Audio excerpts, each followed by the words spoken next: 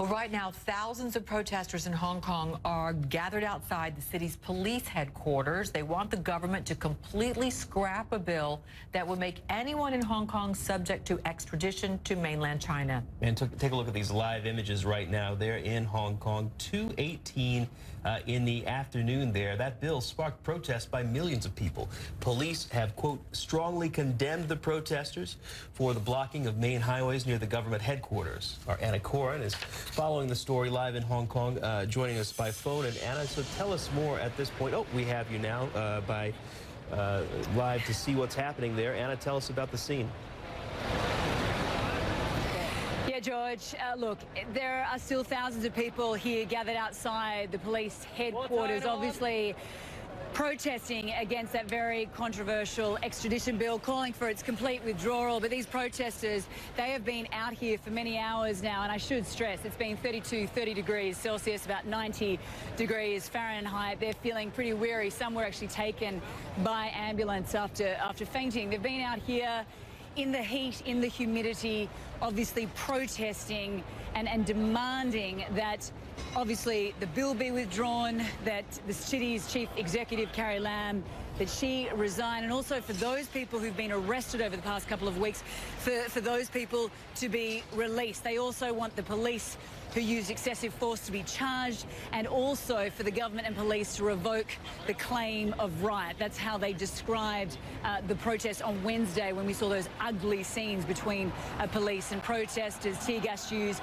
and rubber bullets fired. Now, we haven't seen ugly scenes here as yet, but protesters, they are certainly prepared. They have their gas masks, they've got their hard hats, they've brought the cling wrap in case the tear gas goes off. So they are prepared if things get ugly. Now, there are dozens of police outside the headquarters, and they've been standing out there since early this morning, and there's a lot of back and forth between the protesters every time a police officer comes in or out of the picture.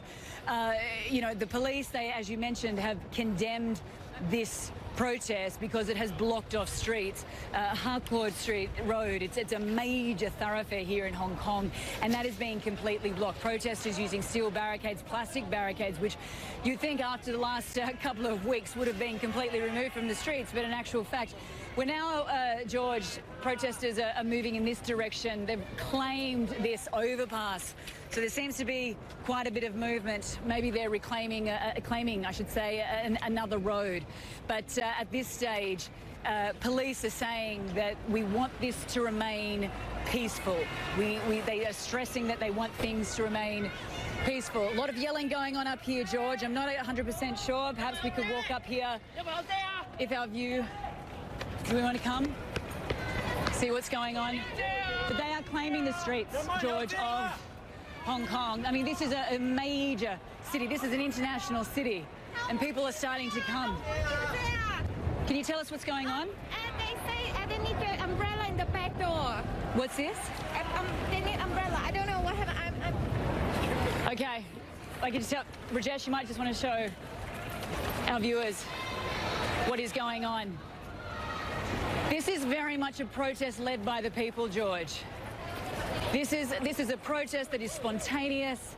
You know, the students, they gathered here at 7 o'clock this morning, just in their dozens. It is now multiplied to thousands. And as I said, these students, they want their demands met. They say they are not going to go anywhere until their demands are met. We don't know how long this occupation outside police headquarters will go for, but certainly from the protesters that I've spoken to, they say they're not going anywhere. Anna Corin again, and we're monitoring what's happening there behind you as you were showing us people there, you know, starting to run up that particular street. Sure as I'm sitting here in Atlanta and you're there in Hong Kong, the images we're showing around the world are being blacked out there in China, mainland China, but these protests surely happening. Anna, just one other question here as we continue to watch what's happening there. George, I might just show you. So this is like Harcourt Road. I just might show you here. So this is like a major road. This basically travels from one end of Hong Kong Island to the other, and the protesters have just claimed it. Absolutely claimed it. This is like a 1, 2, 3, 4 lane highway on both sides, and police, interestingly enough, George, have allowed it. They've allowed it to happen.